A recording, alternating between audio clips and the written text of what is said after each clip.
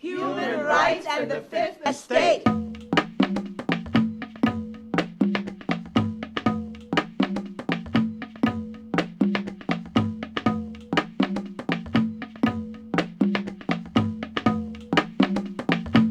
A lot of the cases that I had in my year were people being targeted by the feds or the New York Police Department to become informants, and then when they refused to, they would be placed on no-fly lists, and that's when they would come to us because they would be threatened with taking away their permanent residency, or they would be threatened with not processing their naturalization applications.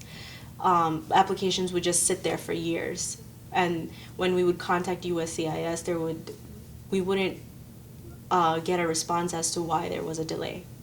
They would send people into restaurants, or especially into shops, into mosques in particular, and then start talking to people. So someone who would pretend to be Muslim, or someone maybe they were Muslim, but they were sent, a lot of times they were sent to just speak to people in general in mosques and get them, see who would be willing to kind of take the bait, so say certain things and see what other people in the mosque were saying. And then sometimes it would be, we should do something about this, and maybe throw a plan out there, throw an idea out there and see who'd take the bait.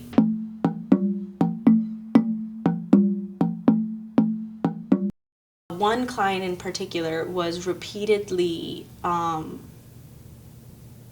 asked by law enforcement to become an informant, and he had family back home, and he was applying for them to come here. He had been told that we know you're going to file it, and when you do, we're going to make it difficult for you, and you've already seen that we've put you on the no-fly list, and if you don't comply with our request to be an informant, then the next step is that we're not going to let your papers for your wife and kids go through.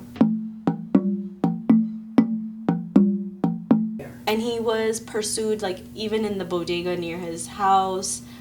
They asked about him, they asked his friends, his uncle about him. It got to the point where his own family didn't want to associate with him anymore for fear of being pursued by the NYPD themselves.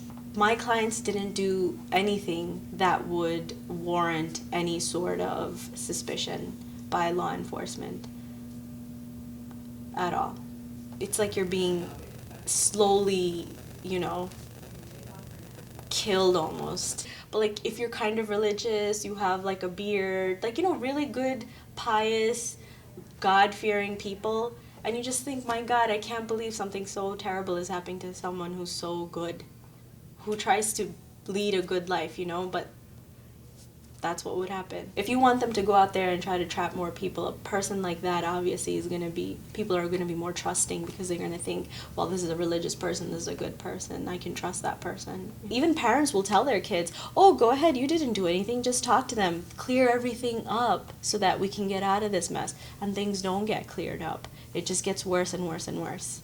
So the best thing to do is not to speak to them, to seek a lawyer right away. That's the best thing to do.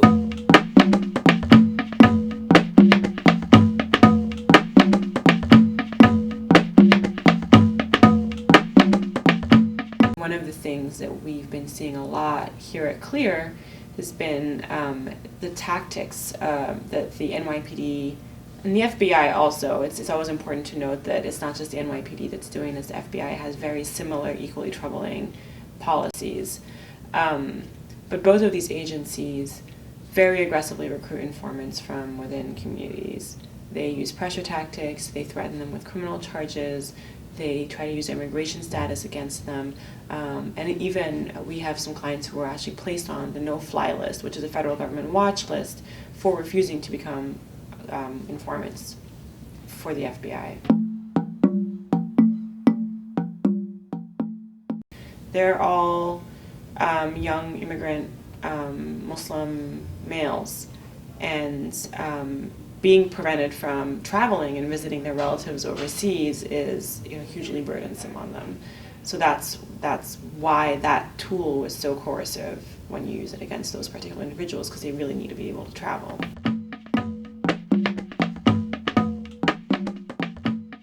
because that's the first thing you want to ask is, if you're doing all of this at such a great cost, is it actually effective? And so many different people who've looked into this question have actually all unanimously found that it's actually completely ineffective.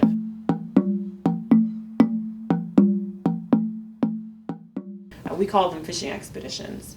And generally, the moment a lawyer intervenes and steps in and puts in a call to those agents and lets them know that this person is represented, that's sort of the end of the story.